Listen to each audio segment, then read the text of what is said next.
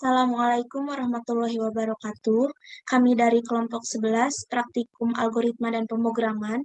Di sini kami akan mempresentasikan hasil dari diskusi kelompok kami mengenai tugas besar artikel yang berjudul Pemrograman Algoritma Meningkatkan Kualitas Foto Menggunakan Deep Learning. Sebelumnya, perkenalkan saya Astri Nur Fauziah dengan NPM 10060220027. Kemudian rekan saya Taufik Maulana dengan NPM 10060220028. Langsung saja untuk penyampaian yang pertama akan disampaikan oleh saya. Di sini saya akan membacakan pendahuluannya terlebih dahulu. Di masa sekarang dibutuhkan program-program yang handal untuk memenuhi kebutuhan manusia yang semakin besar akan kemajuan teknologi. Bahasa pemrograman semakin banyak dipelajari oleh banyak orang. Hal ini terkait dengan kemajuan zaman yang menjadikan teknologi sebagai hal penting untuk menunjang kemajuan. Manusia pada dasarnya adalah makhluk visual. Segala sesuatu yang dibaca atau didengar akan tergambar di kepala. Lebih dari 50%, sebagian besar dari kita secara tidak sadar menyadari fakta itu. Karena tidak banyak yang memiliki file audio dari Eurotrip, mereka yang tak terlupakan tetapi memiliki ratusan gigabyte gambar dan klip video. Lalu, apa sih tujuan dari dibuatnya artikel ini? Nah, dari penulisan artikel ini, kita akan membuat program foto berbasis web yang didukung oleh deep learning.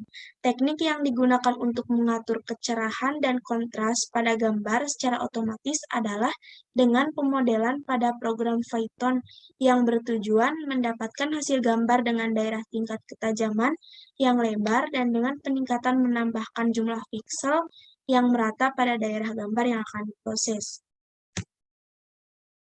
Kemudian mengenai pembahasan, yang pertama ada Python. Python merupakan salah satu bahasa pemrograman yang dapat melakukan eksekusi sejumlah instruksi multiguna secara langsung dengan metode orientasi objek. Python merupakan bahasa pemrograman yang paling mudah dipahami. Python dibuat oleh programmer Belanda bernama Guido van Rossum pada tahun 1990.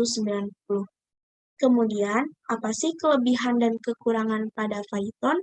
Yang pertama mengenai kelebihan pada Python, yaitu mudah dipelajari, sintaknya cukup sederhana dan mudah dimengerti. Kemudian fleksibel juga, dapat diintegrasikan dengan aplikasi yang ditulis dalam bahasa pemrograman lain.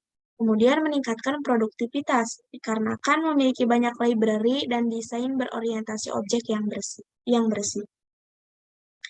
Selanjutnya, kekurangan pada Python yaitu kurangnya dukungan prosesor sehingga dapat membatasi penulisan kode. Kemudian memiliki banyak batasan desain dikarenakan Python diketik secara dinamis. Dan kecepatan yang lebih lambat dibandingkan dengan bahasa pemrograman lain. Nah, selanjutnya mengenai UNet. UNet adalah arsitektur jaringan saraf konvolusional yang digunakan untuk tugas-tugas segmentasi citra, terutama dirancang dan diimplementasikan untuk memproses gambar biomedis. Pertama, fokusnya adalah pada arsitektur dan kemudian kita akan mengkodekannya menggunakan PyTorch. Nah, di sini ada gambar untuk arsitektur unitnya. Seperti namanya, memiliki arsitektur berbentuk U. Selanjutnya, mengenai foto dan gambar digital. Yang pertama, pengertian foto. Kata foto berasal dari bahasa Yunani, yaitu photos yang berarti cahaya atau sinar. Foto adalah gambar diam baik berwarna maupun hitam putih yang dihasilkan oleh kamera yang merekam suatu objek atau kejadian pada suatu waktu tertentu. Kemudian gambar digital merupakan representasi dari gambar nyata berupa sekumpulan angka yang dapat disimpan dan diolah oleh komputer. Perangkat pengolah gambar seperti kamera digital, ponsel, atau komputer merupakan itu merekam angka-angka yang memuat berbagai informasi. Informasi yang dimaksud seperti intensitas cahaya atau warnanya. Selanjutnya, bagian dari foto dan gambar digital, yang pertama ada pixel. Gambar merupakan kumpulan dari ribuan titik yang sangat kecil dan memiliki warna tertentu. Nah, titik-titik itulah yang disebut dengan pixel. Kemudian ada resolusi, yaitu jumlah titik per sentimeter yang dapat ditempatkan menurut arah horizontal atau vertikal. Kemudian ada intensitas, yaitu jumlah warna yang ada pada gambar atau kedalaman warna. Nah, intensitas ini tuh nanti menentukan kualitas warna pada gambarnya. Kemudian ada bitmap. Gambar bitmap memiliki jumlah pixel yang terbatas. Jumlah pixel di baris dan kolom sebuah gambar bitmap tidak bisa berubah. Kemudian yang terakhir ada vektor. Gambar vektor berasal dari geometri matematika. Secara matematis, sebuah vektor terdiri dari sebuah titik yang memiliki arah dan panjang. Biasanya, elemen bitmap dan vektor digabungkan dalam suatu gambar. Penggunaan Pastai. Pastai adalah sebuah perpustakaan pembelajaran mendalam yang memberi praktisi komponen tingkat tinggi yang dapat dengan cepat dan mudah memberikan hasil mutakhir dalam domain pembelajaran mendalam standar, dan memberi peneliti komponen tingkat rendah yang dapat dicampur dan dicocokkan untuk membangun pendekatan baru. Intinya, Pastai adalah sebuah library yang di dalamnya tuh terdapat banyak sekali fitur-fitur. Misalnya kita akan menjalankan sebuah program untuk meningkatkan sebuah kualitas gambar. Nah, untuk meningkatkan kualitas gambar tersebut, kita membutuhkan fitur yang ada di dalam library Pastai. Nah, penggunaan Pastai juga tidak hanya untuk meningkatkan kualitas gambar saja, tapi dalam pembelajaran lain juga banyak sekali dibutuhkan. Dan dapat digunakan juga oleh programmer dalam menjalankan sebuah program tingkat tinggi. Oke, langsung saja ke dalam programnya. Pertama, kita di sini akan menginstal Pastai terlebih dahulu sama mengimpor file library yang dibutuhkan, termasuk library PyTorch. Nah, kalau sudah terinstall atau sudah berjalan, kita juga perlu menjalankan backend supaya nantinya dapat menjalankan proses degradasi dan perceptual loss dalam proses memperbaiki gambar. Setelah backend dijalankan, kita bisa langsung melakukan proses degradasi. Nah, pertama kita import file fill terlebih dahulu supaya bisa menjalankan atau merubah gambar nantinya. Nah, di sini kita akan mengupload gambar. Di sini kita sudah menyiapkan gambar yang akan diproses. Kita di sini tinggal pilih saja. Tunggu sampai proses upload gambar selesai. Nah, nantinya setelah gambar selesai diproses, diupload, maka akan menghasilkan output. Nah, outputnya akan tampil seperti ini. Kemudian di sini kita akan mencoba untuk meresize gambar atau mengubah ukuran. Untuk ukurannya sendiri atau resolusinya sudah kita tentukan. Mulai dari yang terkecil sampai terbesar. Nah, nanti outputnya akan seperti ini. Akan berurutan. Proses resize ini juga sangat penting karena akan memperkecil ukuran dan jumlah pixel, sehingga tidak akan memakan banyak ruang penyimpanan. Selanjutnya, di sini kita akan membuat gambar menjadi blur menggunakan image filtering blurring, di mana proses ini yaitu untuk mengubah gambar yang tadinya normal menjadi blur, sesuai tingkatan atau filter yang sudah ditentukan. Maka outputnya seperti ini. Di sini dapat kita lihat bahwa tingkat blurnya berbeda dari gambar di atas sampai ke bawahnya, sesuai tingkatan blur yang kita masukkan. Selanjutnya, di sini kita akan mencoba untuk merubah warna, kontras, dan kecerahan dengan tingkat filter yang sudah ditentukan, yaitu menggunakan teknik image change.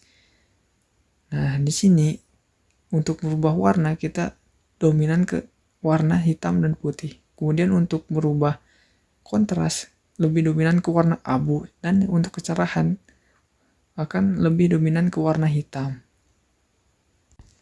Untuk hasilnya bisa kita lihat di sini.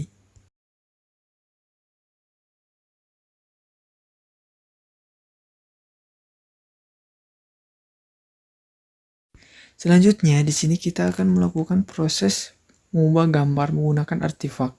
Nah, dalam artifak kita memasukkan beberapa angka filter mulai dari 10, 30, 75 sampai 90. Nah, semakin besar angka yang kita masukkan untuk filternya, maka akan semakin baik untuk proses gambarnya. Bisa kita lihat pada outputnya di sini. Nah, paling atas itu yaitu angka yang paling kecil, maka akan menghasilkan gambar yang buram. Kemudian 30 akan menghasilkan gambar yang noise. Dan untuk 75 di sini terlihat ada masih sedikit noise. Dan untuk yang terakhir di 95, gambar sudah terlihat lebih baik. Setelah bagian artifak selesai, ada juga proses degrader. Nah, degrader ini berisikan function-function yang di dalamnya itu mulai dari resizing sampai dengan artifak. Nah, di degrader ini disatukan dan outputnya tuh nantinya akan menghasilkan gambar yang sudah disesuaikan tingkat filternya mulai dari resize-nya sampai dengan image filter, kecerahan, kontras warnanya di sana sudah ditentukan sama tingkat blurnya juga. Maka outputnya akan seperti ini. Di hasil degrader ini gambar tidak akan menghasilkan lebih baik karena di sini hanya akan membuat gambar lebih buruk. Nanti di bagian perceptual loss si gambar ini akan diproses dan dijalankan menjadi lebih baik menggunakan beberapa tensor. Oke, di sini kita langsung saja jalankan prosesnya di bagian perceptual loss. Dan di sini kita masukkan gambar normal yang kita inputkan pertama. Nah, setelah ini kita bisa menjalankan beberapa PGG. PGG ini berfungsi untuk menjalankan QDA sama tensornya nantinya. Yang didapat dari PyTorch atau library dari PyTorch. Nah, di sini kita jalankan saja. Nah, apabila sudah outputnya seperti ini, maka PyTorch-nya sudah bisa dijalankan. Setelah itu kita jalankan saja function-function yang ada di program Perceptualos ini.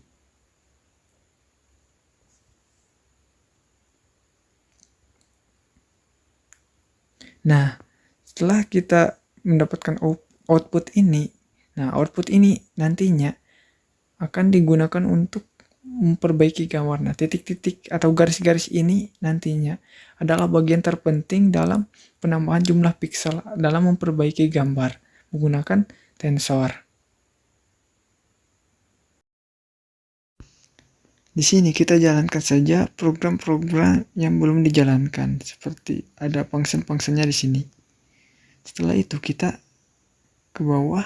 Nah, apabila sudah muncul tensor, berarti nanti tensornya sudah siap dijalankan atau sudah bisa dijalankan. Nah, seperti pada gambar di sini. Nah, setelah ini kita akan menampilkan output hasil degrader tadi. Nah, seperti ini. Nah, output inilah yang akan kita perbaiki gambar yang hasil degrader tadi menggunakan peningkatan tensor dan juga QDA. Nah, di sini kita akan proses saja.